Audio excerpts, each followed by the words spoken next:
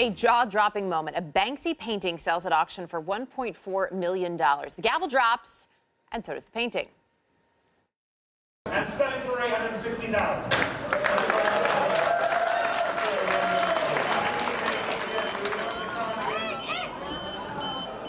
Yeah, if you could maybe get one of the technicians quickly to go and take it over there, that'd be great. Quickly. Okay, we're moving on, ladies and gentlemen.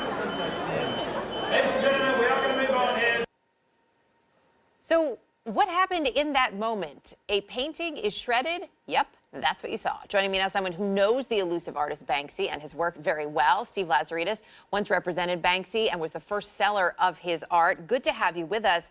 I'd just love to get your take, first of all, on that moment and what we saw. As soon as that painting sold for $1.4 million, half of it is shredded. Hey, Erica. Well, I think it's probably one of the finest moments in auction history. Aside from the Da Vinci selling for that ridiculous amount of money last year, this will go down in history as one of the craziest auction moments of all time, I think. I think it's probably one of the best stunts Banksy's ever done. So one of the best stunts. Do you look at this as art or publicity or a stunt? You look at this as what happened, what we saw as art. I think it's a little bit of everything, to be honest. I think you could have it down as performance art, you could have it down as a stunt, and it reminds me of the old stunts he used to pull off when he was putting old masters up in places like the Tate Britain and putting stuff in various museums around the world. I think it's a return to it's a tour de force for him, I think. And yeah, I think you can interpret it in many different ways. I'm unsure whether I think the painting's going to be more valuable or less valuable, but it's definitely going to be the most famous Banksy painting in history. Who is he? I mean, because of your history, can you give us any more insight into who Banksy really is? No, because that would be like telling a 5-year-old child that Santa Claus doesn't exist. Hey, listen, don't you go spreading that on this program. I'll try and stop. No, I'm not giving anything away. I've hidden it all these years. I'm not going to give it away now. I think, that's part and parcel of who he is.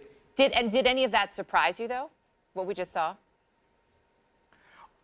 No, not really. It's, that's the kind of his meticulous planning, the humour, the thumb in his nose at the kind of establishment.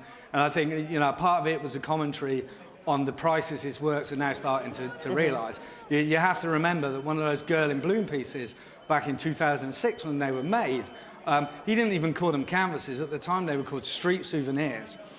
We used to sell them at an event we did called Santa's Ghetto, and they sold for 250 quid. So that piece you saw selling for $1 million was originally sold for £250. So I think part of it is a commentary on the crazy state of his of how much his paintings are going for nowadays. I'm told that, so you're at your gallery right now, over your shoulder. You're a little small on my screen, but there's one over there. Well, yeah. So tell me about that piece. The Girl in Bloom piece or the other piece? No, the one right behind you. I can't tell which one's behind me. Oh, you can't see it. The Monet with the well. So that piece, he did a whole series of paintings called Crude Oils. So we did a show in West London many years ago where we took over a shop. It had about 25 of these paintings in, which he called corrupted oil paintings. And at the same time, it had 200 live rats running around in the show. And people would queue for hours to get into the exhibition, walk around with the rats, and then get kicked out after 2 minutes to let the next person in. And then the corrupted oils became probably the most desirable of his paintings for quite a long time until that was superseded by the Girl in Bloom.